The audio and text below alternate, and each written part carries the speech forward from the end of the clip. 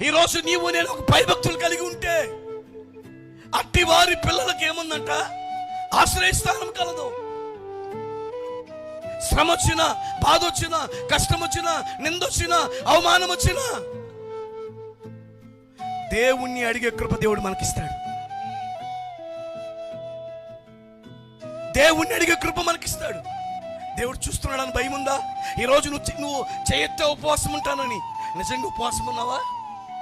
నిజంగా ప్రార్థన చేసావా? నిజంగా నీవు శరీరాన్ని నలగొట్టుకున్నావా? ఈ నెలలో ఈ పల్లారాధన నీకు ఒక ఆశీర్వాదంగా ఉండాలంటే, నీకున్న చెప్పులు పోవాలంటే, నీకున్న సమస్యలు పోవాలంటే, నీ ఆత్మీయ ఎదుగుదలని కావాలంటే, ప్రవచన, వివేచన, దర్శన వరం నువ్వు పొందాలి అంటే నీ ఉపవాసం నిజమైనదిగా ఉండాలి. నీ సమర్పణ నిజమైనదిగా ఉండాలి.